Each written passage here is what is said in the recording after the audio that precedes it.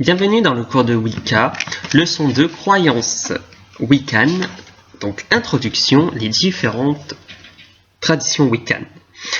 Il faut se rappeler que la Wicca est une religion qui ne possède pas de structure interne, on va dire de structure supérieure, un peu comme le Vatican chez les catholiques. Notre religion se base sur la pratique, le mysticisme, l'orthopraxie, et donc sur les pratiques justes et sur la recherche du divin par nous-mêmes. Nous n'avons pas de chef religieux, nous avons des fondateurs, des elders, si vous voulez utiliser la terminologie anglo-saxonne, des elders qui représentent en fait ce qui est la Wicca. Un des plus connus étant Gerald Gardner, bien sûr, puisque c'est lui qui a mis en avant, ou créé, si vous le souhaitez, cette religion, cette néo-religion.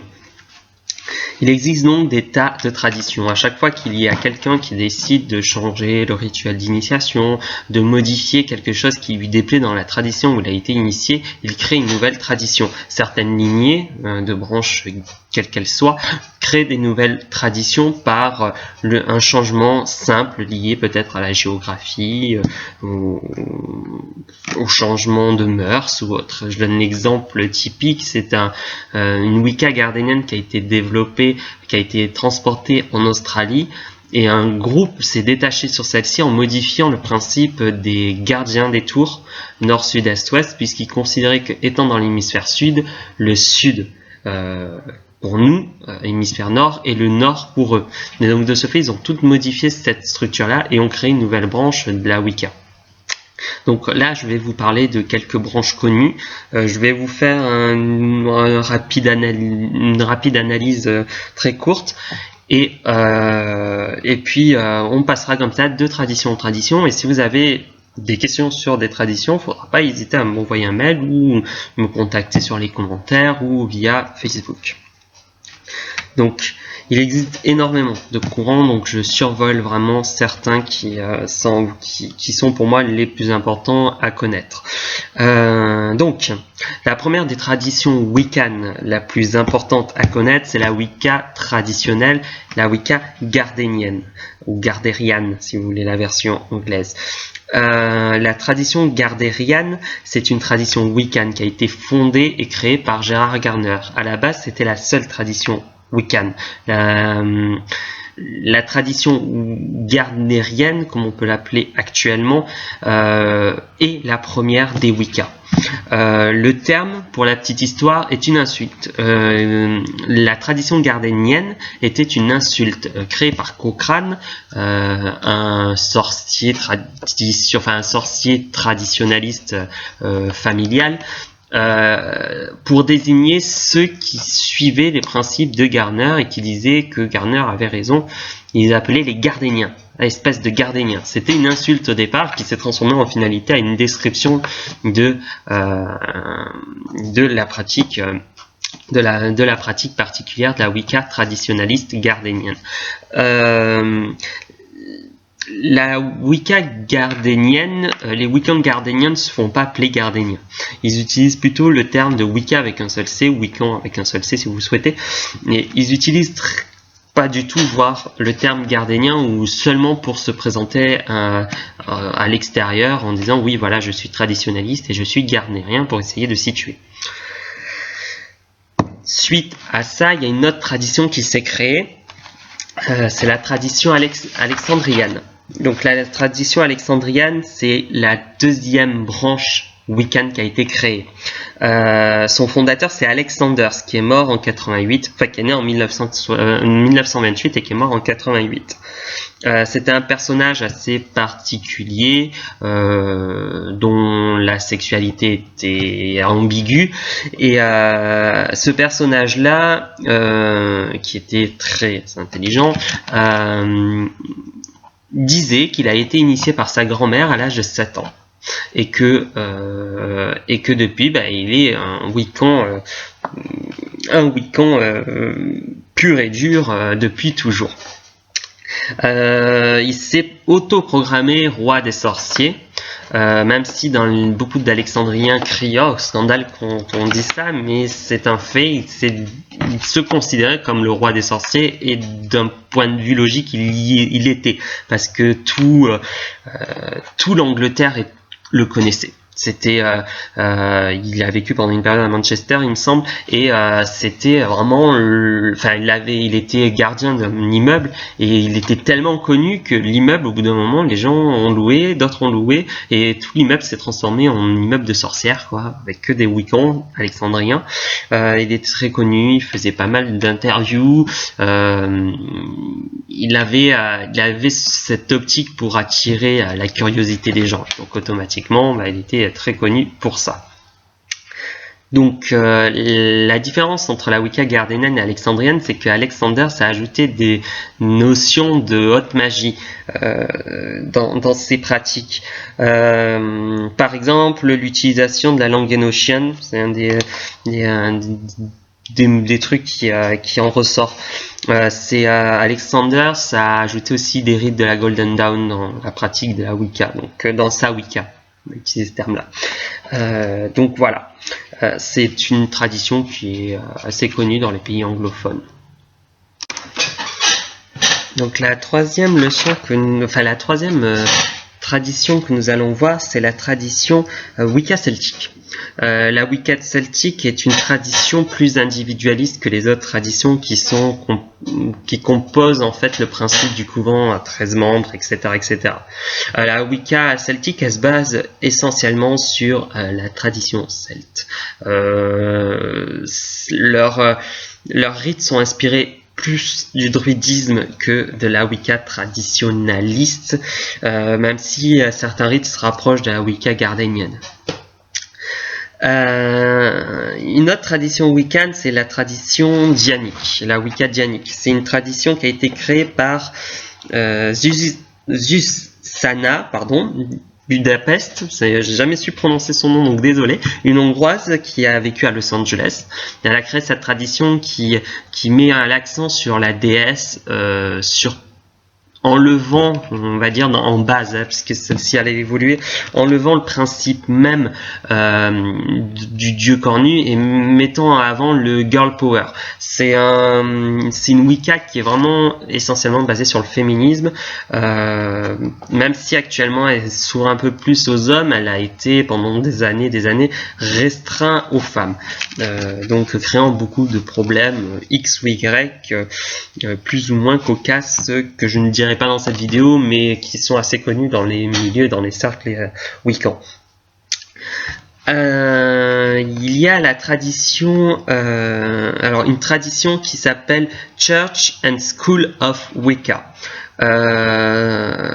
C'est une tradition qui porte de Wicca que le nom de sa tradition. Elle n'a rien à voir avec la Wicca. Elle a été fondée en 68. Elle se base sur la structure de l'Église catholique. Elle met en avant l'idée du Dieu unique. C'est vraiment une tradition qui a été créée un peu bizarrement, qui a aucun lien initiatique non plus. Leur base, c'est vraiment croire au Dieu unique et pratiquer le tantrisme sexuel. Donc c'est pas vraiment une tradition wiccan à proprement parler. Comme la Wicca dianique, qui elle a été créée par quelqu'un qui n'avait aucune initiation dans la Wicca. Parce qu'il existe, alors, petite parenthèse, il existe deux types de traditions. Les traditions dont la lignée est sûre, où par exemple Gardner a initié telle personne, qui a initié telle personne, qui a initié telle personne et qui a créé cette tradition. L'exemple de Buckland, par exemple. Gardner a initié sa femme, qui a initié Buckland, qui lui a créé une tradition. Donc automatiquement la tradition est, je dirais pas légitime, mais elle est une tradition de lignée. Alors que la Wicca dianique, par exemple, a été créée par une femme qui n'a pas été initiée dans la Wicca traditionnaliste, a créé une tradition en ayant des documents extérieurs et de sa propre réflexion. Et la Church and School of Wicca, elle se base sur ce principe-là, sur le principe d'une personne qui a créé cela. comme ça, en lisant des bouquins. Je pense que c'était surtout pour le phénomène de mode. Enfin bref.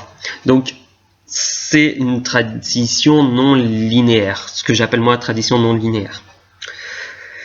Alors, il existe aussi la Pictish Wicca, ou la Wicca féerique. En fait, c'est une Wicca qui se base essentiellement sur les cultes celtes et écossais, mettant en avant le petit peuple beaucoup plus présent. Ils sont dans une recherche des outils les plus purs et les moins sophistiqués. L'exemple le plus typique, c'est l'utilisation d'une pomme coupée en deux de façon horizontale pour l'utiliser comme pentacle d'autel. Ça, c'est l'objet typique de cette tradition-là. C'est une tradition qui est plus dans la recherche du retour 100% naturel au premier rite wiccan avant qu'il soit amélioré par des pratiques cérémonielles. Donc c'est vraiment dans cette recherche d'une pratique les plus naturelles. Donc c'est une tradition qu'il ne faut pas confondre avec la Faerie Wicca, alors qui s'écrit F-A-E-R-Y-Wicca, et ne pas la confondre aussi avec la Fairy Face, une autre tradition. Donc il y a vraiment 3 traditions, voire il me semble 4, qui portent le nom de Fairy. Donc la Wicca féerique, en français en faérique, on va utiliser ce terme-là, la Pictish Wicca est une Wicca qui est, il me semble, linéaire, mais je ne suis pas sûr, et dont le choix s'est fait suite à une réflexion sur le principe même des outils. C'est vraiment centré sur les outils essentiellement et sur les cultes écossais et irlandais, écossais et celtiques. Donc voilà. L'autre tradition que je voudrais vous parler, c'est la Wicca luciférienne. Donc j'espère ne pas dire de bêtises, sinon je vais me faire taper sur les doigts. Alors la Wicca luciférienne est une tradition qui a été créée, qui est née en France, parce que c'est une tradition cocorico-française, qui a été créée par Jacques et Diane Coutelas, enfin Jacques Coutelas et Diane Luciféria. C'est les 2 premières personnes officielles à avoir été initiées dans la Wicca et à avoir importé cette Wicca en France. Il a existé 2 grands couvents de cette tradition. La Wicca International Witchcraft, qui a été créée par Jacques Coutelas et sa femme Diane Luciféria, qui fut arrêtée dans les années 90, et le Cercle de la Licorne, qui a été créé par Yul Ruga, qui est maintenant un couvent en sommeil, ça veut dire qu'il n'a plus vraiment d'activité, mais qui, hypothétiquement, il me semble qu'il existe toujours. Alors de nos jours, la Wicca luciférienne est beaucoup développée en Belgique. Elle est plus présente en Belgique qu'en France maintenant, mais c'est enfin Belgique, Luxembourg, je parle vraiment de cette zone-là, un peu vers Strasbourg dans cette zone-là géographique.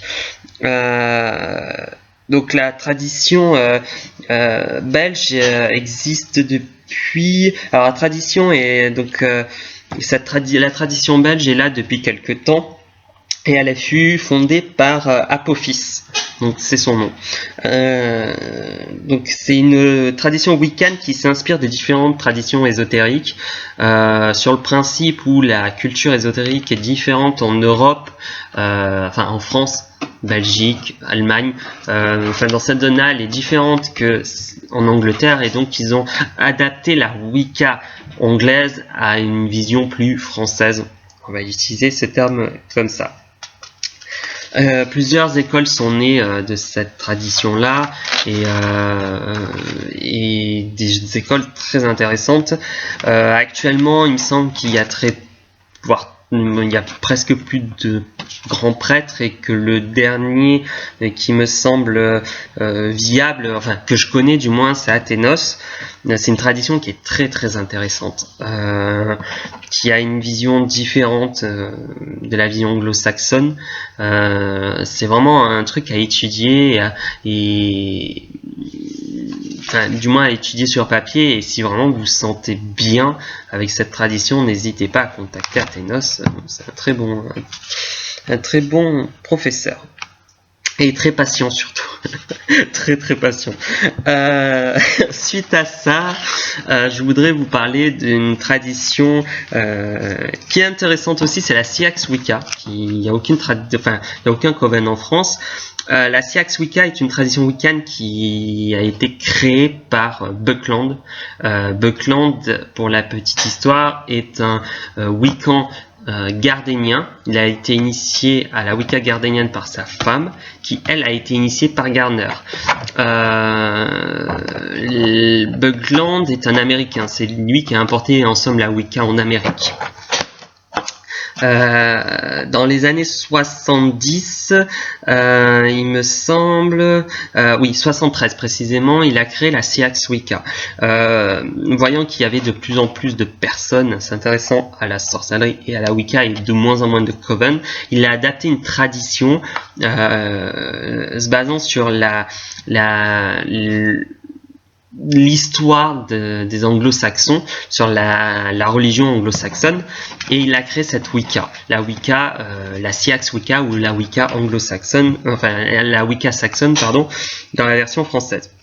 Donc il a créé cette tradition dans les années en 73. Il a écrit un livre qui s'appelle The Tree, l'arbre, qui est en fait le livre des ombres de cette tradition.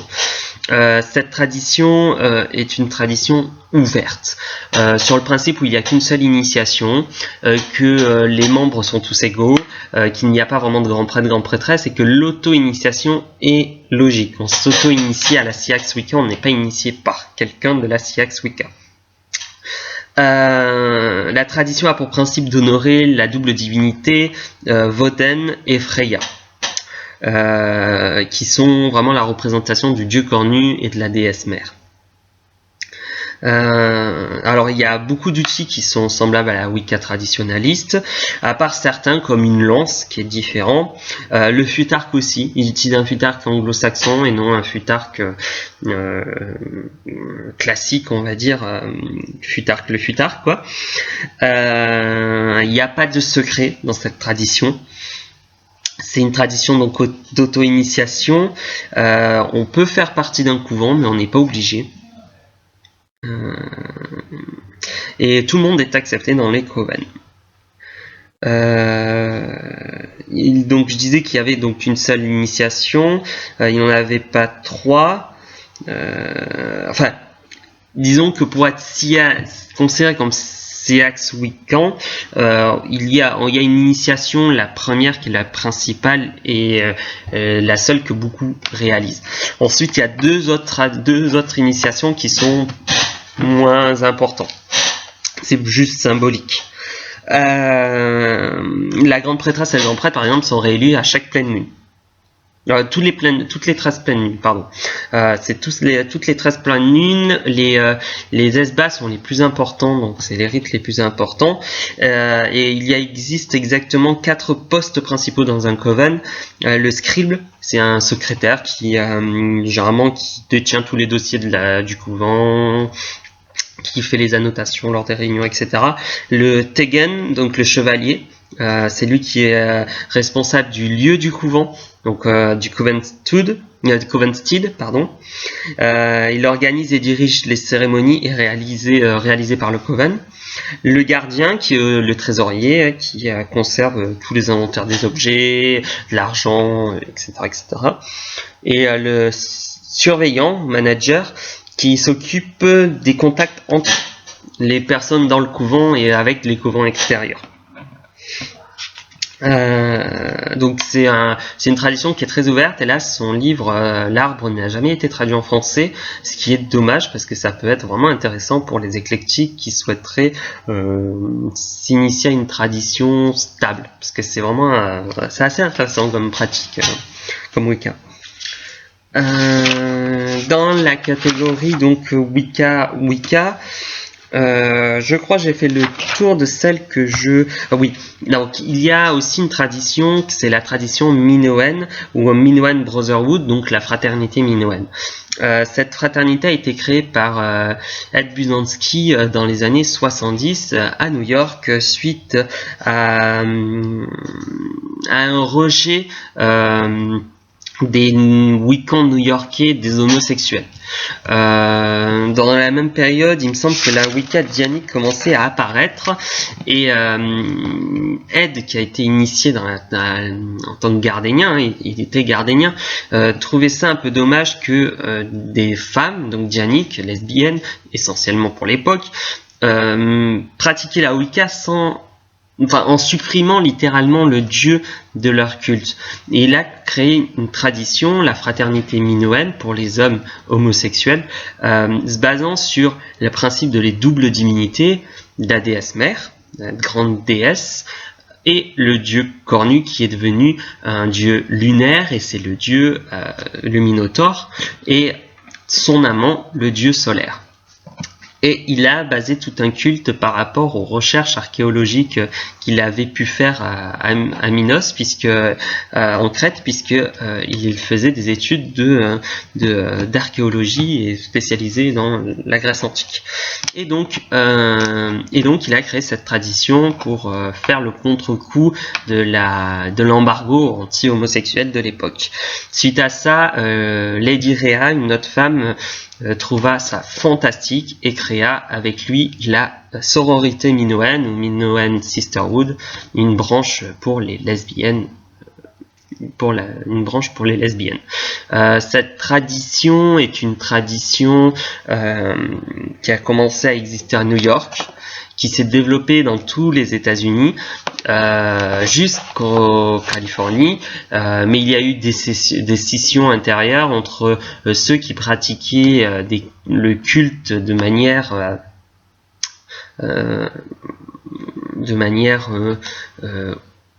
logique, dans le principe de la recherche de l'amour du cornu, enfin l'amour en finalité du Minotaure, et ceux qui considéraient celui-là comme un moyen de s'envoyer en l'air. Donc pendant une grande période, il y a eu pas mal de conflits internes à cause de ça. Bon, ça s'est calmé depuis lors, mais c'est vrai qu'il y a deux formes de branches qui se sont créées, qui ont séparé les deux univers. Mais c'est une tradition qui est vraiment actuellement dans cette recherche du masculin sacré. Et c'est important de le souligner, la recherche du masculin sacré. Parce que l'homme aussi, et l'homosexuel aussi, a besoin de cette recherche-là, du masculin sacré et du féminin sacré pour le côté de la sororité. Donc c'est une tradition qui existe qu'aux États-Unis. Ensuite, il y a une tradition non wiccan qui est assez emblématique dans la sorcellerie, la witchcraft, c'est la Tubal Cain clan. Alors c'est Tubal T-U-B-A-L C-A-I-N Cain. C'est la tradition 1734, c'est le nom de cette tradition. C'est une tradition non wiccan qui se réclame de la vraie sorcellerie. Cette tradition a été créée par Cochrane. Cochrane, c'est celui qui a insulté les Gardéniens, enfin celui qui a inventé l'insulte des Gardéniens. Robert Cochrane est né en 31 et est mort en 66. C'est une tradition qui est orale, qui se base sur le principe de la sorcellerie vraie, du moins ils se font avancer sur cette optique-là. C'est une tradition qui a beaucoup été développée en Angleterre et qui est apparue dans les années en 64, qui a développé dans les années 60 et s'est exporté aux États-Unis en 64. C'était tellement développé que même de Ren Valiant s'était intéressé à cette pratique et a été initié pendant une période à cette tradition. Puis donc elle a évolué et en 76 un livre est paru sur cette tradition. Et là c'est une tradition qui est morte.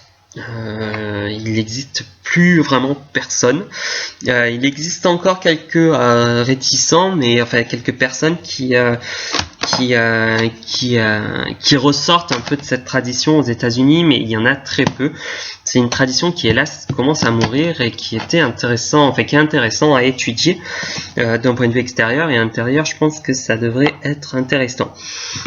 Bon, pour la petite histoire, alors Robert Cochrane s'est suicidé pour Yule, donc lors d'un rituel particulier. Donc c'est pour ça, je pense que cette tradition est morte. Les gens ont eu peur. Ça a créé vraiment des conflits moraux. En dehors de ça, c'est une tradition qui est vraiment essentiellement basée sur le chamanisme à la européenne.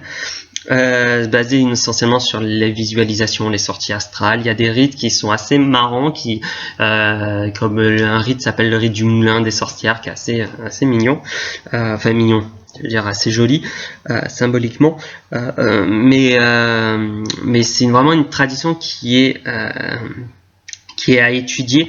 Si vous avez moyen d'étudier ça, n'hésitez pas à faire des recherches. Le site de la pierre sorcière, par exemple, il y a pas mal de textes sur la Chobal-Kain qui est assez intéressant. Donc il y a certains ouvrages dont un auteur qui s'appelle Evan John Jones. Donc John G-O-H-N et Jones J-O-N-E-S. Donc Evan John Jones qui a été un des derniers initiés et je crois que c'est le seul actuellement. Si je me trompe, corrigez-moi en commentaire. Donc la Wicca Dianique on l'a vu, la Celtique on l'a vu, le Pixie on l'a vu. Alors la deuxième tradition qui découle pas de la tradition Wiccan, donc qui est une tradition sorcière qui s'est inspirée de la Wicca mais qui n'est pas de la Wicca, c'est la NROOGD. Alors la New Reformed Orthodox Order of the Golden Dawn, c'est une tradition de sorcière non Wiccan qui existe depuis 35-40 ans maintenant, depuis je crois 30-35 ans maintenant aux États-Unis. C'est une tradition qui a été créée au départ, enfin qui n'était pas une tradition au départ. Au départ, c'était un groupe d'études sur la sorcellerie, la Wicca, s'inspirant énormément des textes de Full Moon Coven, des textes de l'OTO, pardon.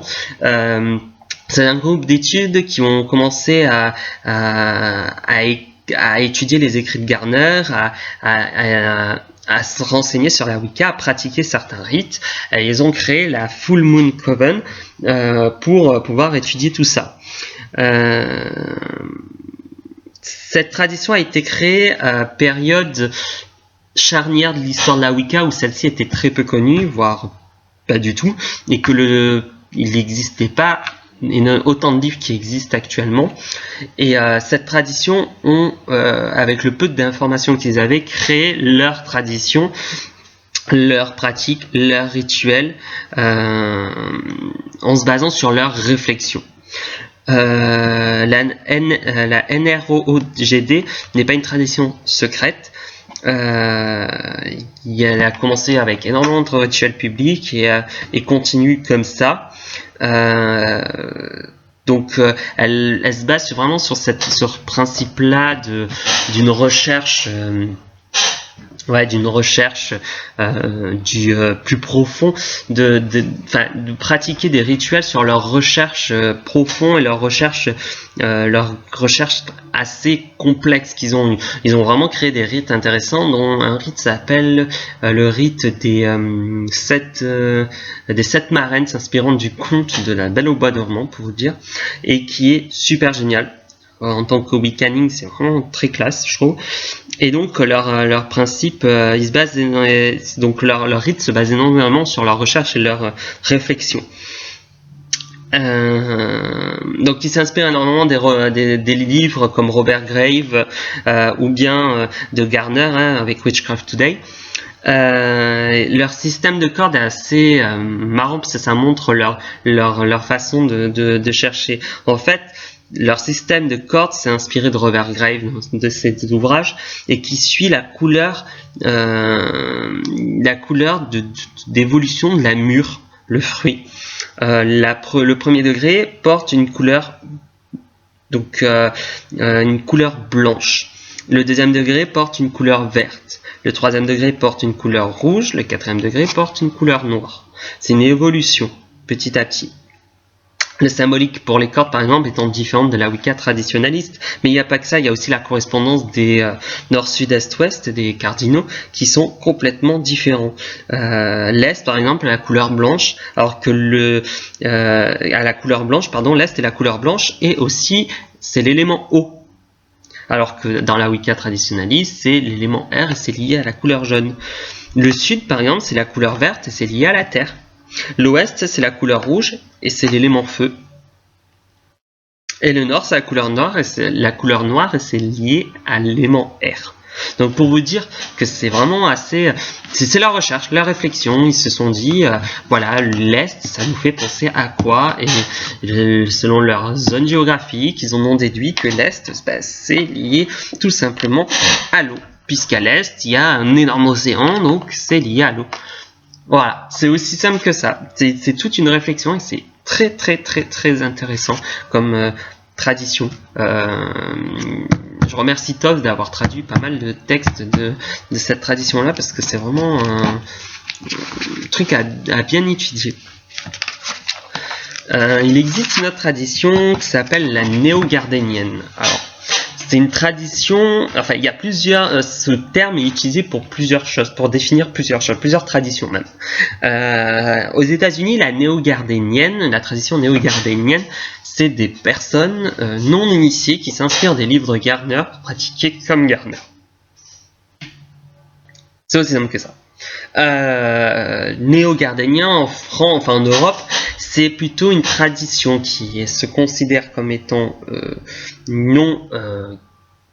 se considérant comme wiccan, gardénienne, mais évoluée. C'est une tradition qui se base sur l'évolution. L'exemple typique, la nudité. Dans la néo-gardénienne, il n'y a pas vraiment de nudité. Donc il est dit que c'est une tradition qui s'inspire énormément de la tradition gardénienne, de la Seax Wicca, de la Chobel Kain, essentiellement. C'est les trois bases de cette tradition. Il existe par exemple 2 degrés d'initiation dans cette tradition, on n'a pas 3. Et le premier degré peut se faire en auto-initiation ou en initiation classique. Il y a aussi une pratique d'initiation à distance, un peu comme le Reiki. Alors c'est assez bizarre comme truc, mais bon. Enfin bref. Et la seconde initiation, c'est une étape liée à la maîtrise et à l'enseignement et il se fait essentiellement physiquement. Alors d'après le peu de sources qu'on peut avoir, il y a eu quelques couvents. Les couvents les plus connus sont The Coven of Elder Witches, le couvent des sages sorcières, des anciennes sorcières. C'est un couvent anglais qui aurait fermé dans les années 80-90. Le Fliegenden Hexen, désolé pour mon accent allemand, mais c'est un couvent, alors ça s'appelle le couvent des sorcières en vol, je crois que ça se traduirait, qui est un couvent qui serait hypothétiquement toujours actif en Allemagne. Je ne connais pas, j'ai aucune preuve de ça, donc je mets hypothétiquement. Et le couvent des enfants de la déesse, c'est un couvent qui était dans le 44, qui a fermé en 2011 suite à la mort de la grande prêtresse. Et des bordels internes qu'il y a eu et qui ont créé vraiment des conflits un peu stupides. Enfin bref, donc c'est le peu de couvent. La légitimité de leur couvent est assez bancale, leur arbre initiatique n'est pas très juste, donc c'est une tradition, je mets des parenthèses dessus, linéaire, même si la lignée il me semble que c'est pas vraiment ça, sachant que leur grimoire, leur livre des ombres, pardon, une grande partie des textes découlent de la pierre sorcière. Donc, c'est des copier-coller littéralement. Donc voilà. Donc c'est une tradition qui est peu connue. J'ai été initié dans cette tradition-là. Ça m'a permis de faire une transition vers quelque chose de meilleur. C'est intéressant à étudier, mais comme je dis, il faut rendre à César ce qui est à César. Comme je disais à la grande prêtresse, à ma grande prêtresse, il faut pas. Enfin, je pose énormément de questions moi, et je disais que c'est pas honnête de pas dire d'où proviennent les textes. Voilà, c'est aussi simple que ça. Mais bon, on peut pas refaire le monde. Et donc, la dernière tradition que je vais voir aujourd'hui, c'est la tradition éclectique. Et oui, c'est une tradition à elle-même, un peu étrange, mais voilà. En fait, c'est une tradition qui se base sur aucune tradition. Même si moi, je suppose, enfin, mon avis personnel, je pense qu'il se base plus sur les Cunningham, donc on dirait ça serait plus une tradition Cunninghamienne au lieu d'éclectique, ça serait plus logique, et qui se base sur plusieurs traditions, plusieurs mythologies, qui flânent, utilisent ce qu'ils peuvent trouver et intègrent cela dans leur pratique. 99,9% des éclectiques sont solitaires, pratiquent en solitaire et ont connu la Wicca de par Cunningham ou autre ouvrage qui a été écrit par d'autres auteurs mais qui se sont essentiellement inspirés de Cunningham. C'est une pratique qui est pratique intéressante pour ceux qui sont à la recherche d'une liberté totale. C'est une pratique qui n'enseigne pas le mystère à proprement parler, mais qui enseigne l'orthodoxie au lieu de l'orthopraxie, la croyance juste au lieu de la pratique juste. C'est intéressant. Honnêtement, c'est une tradition qui est intéressante, même si j'aime bien les taquiner. J'ai pas mal d'amis qui sont là et j'aime bien les taquiner parce que voilà, c'est rigolo. J'ai commencé comme ça moi aussi. J'aime bien les taquiner, mais ça peut vraiment être intéressant, ça peut vraiment déboucher à certaines idées, certaines réflexions personnelles et qui sont intéressantes, mais il faut pas se fermer qu'à ça. Et c'est ça le problématique de cette tradition, comme les autres traditions, c'est de se fermer dans sa propre tradition sans essayer de s'ouvrir un minimum. La personne qui a développé ce principe-là, je dirais, mon avis personnel, je pense que c'est Buckland qui a dû ouvrir la voie et que Cunningham s'y a engouffré en premier. Donc c'est vraiment une tradition qui est vraiment intéressante, qui peut être à développer et à choisir. Donc voilà, en profiter. Il y a énormément d'ouvrages sur ça. Donc voilà, c'est comment je conclus cette leçon sur ce chapitre, enfin cette introduction sur la leçon 2. J'espère que ça vous a plu et n'hésitez pas à commenter, hein, c'est toujours bien de commenter en privé, en public, peu importe. Tant que c'est pas négatif, enfin dans le sens pour me casser du sucre sur le dos, tout ira bien. Les prochains cours aura lieu sur d'autres thèmes, sur les divinités, les noms des divinités et tout ce qui s'ensuit. Donc je vous souhaite une bonne journée ou une bonne soirée et je vous dis à bientôt.